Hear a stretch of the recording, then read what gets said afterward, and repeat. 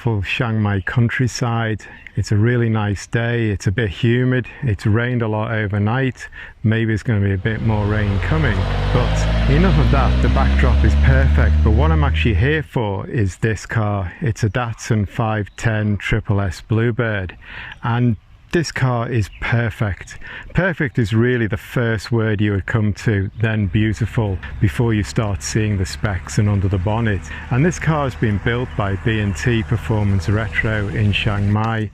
They're out in the countryside in Mae Rim, and they've built this car. It's been a 2-year restoration. It's finished not that recently, maybe 6 months ago. They stripped it down, the body went to Bangkok to be upgraded, resprayed, and the electronics were all done. And then it's come back to B&T and they've done all the mechanicals, the transmission, the interior, and fitted all up. And this car is perfect. It really is. The standard and the quality that this garage are achieving on one-off workmanship is just amazing. So really the car is beautiful, it's perfect, but also when you get in it, it growls, it's aggressive, and it really has a bite to match those good looks. We're pulling up through the gears and wow, this engine is strong, it's super strong. We're doing nearly 8,000 RPM before changeover and we are leaping forward. It's got some grunt.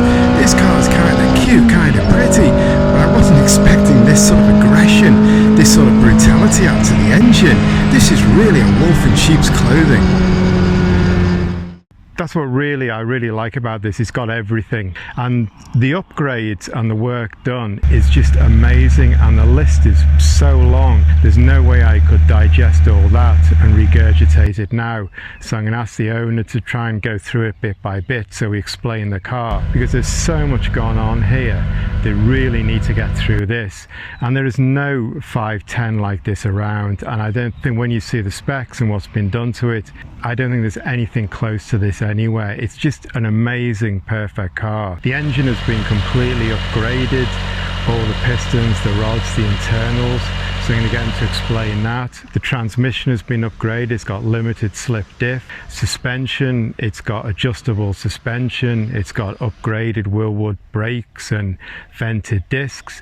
Right through the car, it's got everything done to it. A new exhaust system. So the sound, which hopefully will come across in this video, is absolutely amazing. And I think also the 510, it's kind of not the most obvious car, and it's definitely been European influenced. It's a very pretty, it's a slightly understated design.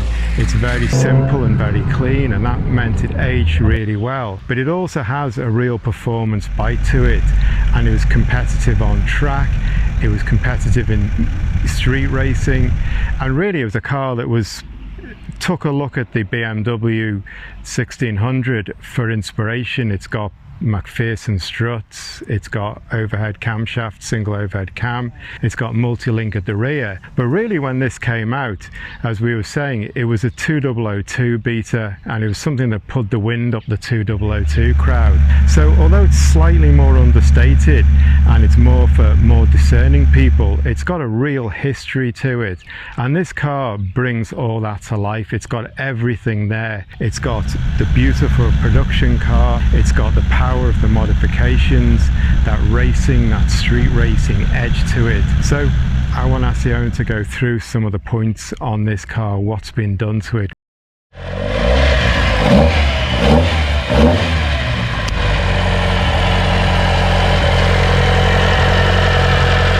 The engine here is L20B.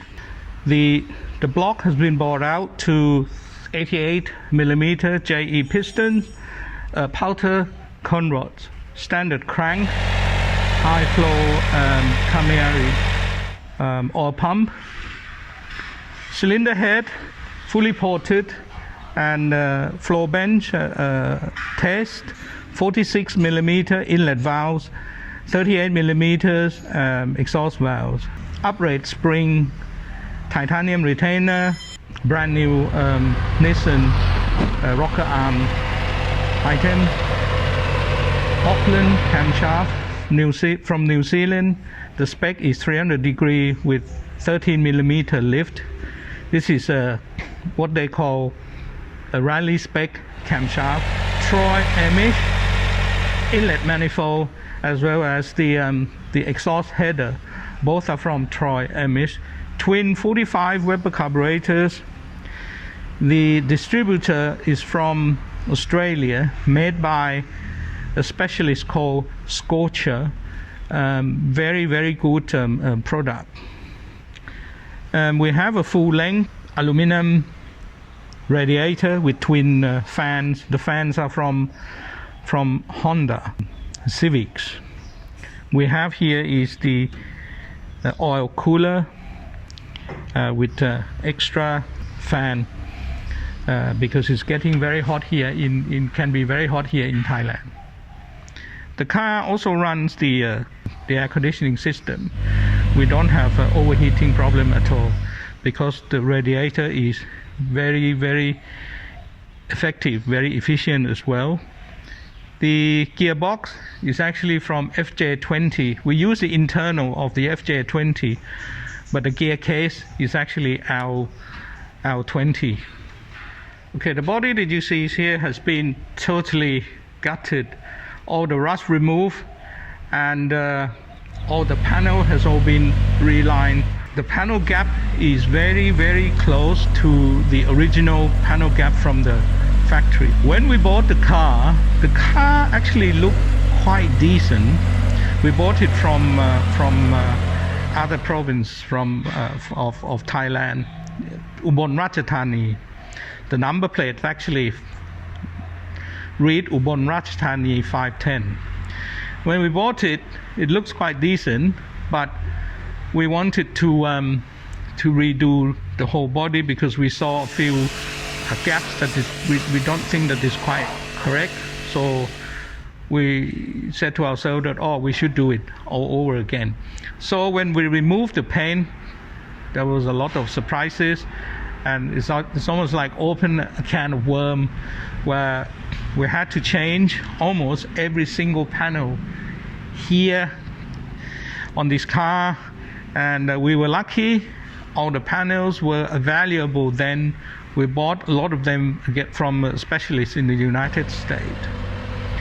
What remained from the original car that we bought is actually the bonnet, the roof, and that's about it.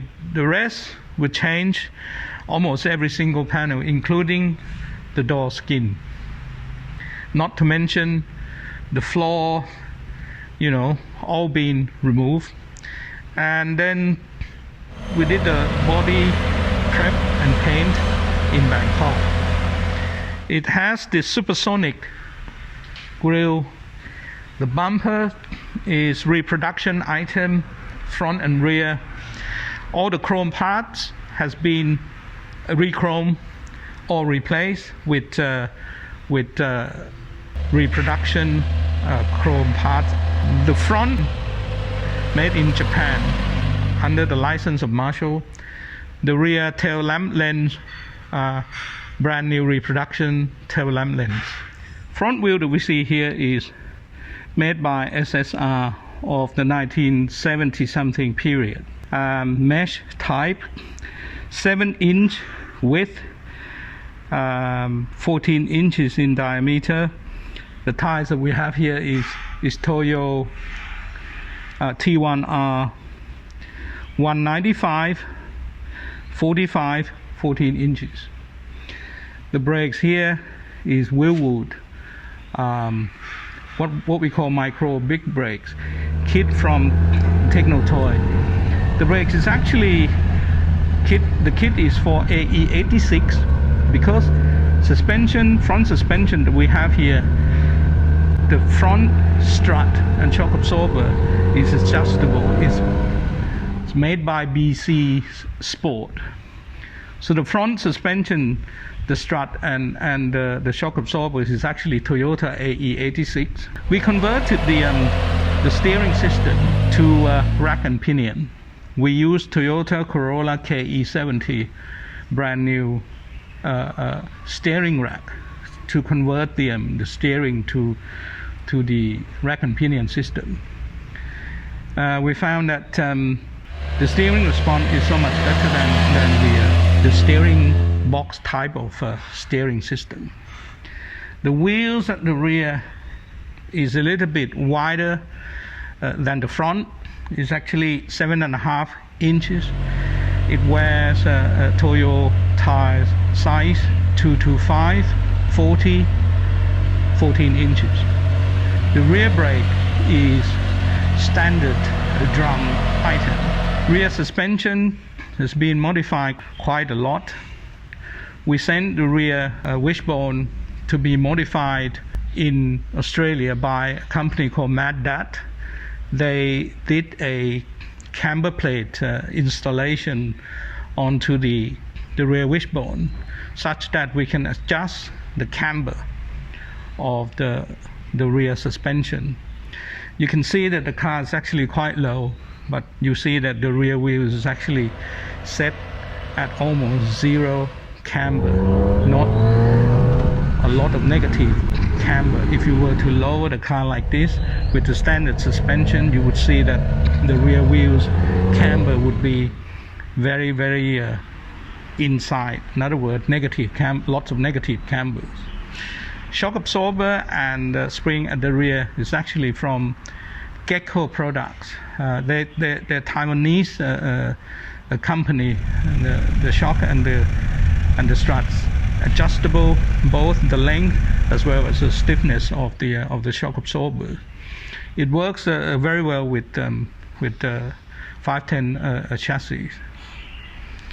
The differential is 4.3 R180, 4.3 in the ratio, and limited slip is from OS Kiken from Japan. The rear axle is a CV type rear axle from Troy Amish. We'll start with steering wheel. This is a wooden steering wheel, sort of a flat 3 spokes. It made in Taiwan to replicate the old Momo style. All the dashboard that you see here has been restored and repainted. The gauges has been cleaned, all working.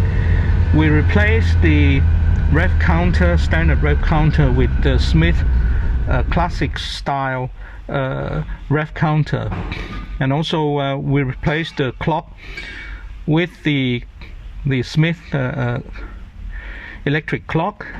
The fuel gauge works fine. We installed 3 extra gauges: the oil temperature, oil pressure, and the water temperature. The decals on the temperature and comfort control, or the here, has been replaced with the new old stock item. Radio is the original one, but it doesn't work. The console, the gearbox console, has been bought as a new old stock, all working very well. Here, the seat that you see here is the Recaro. We reupholstered using the original fabric for a Recaro seat.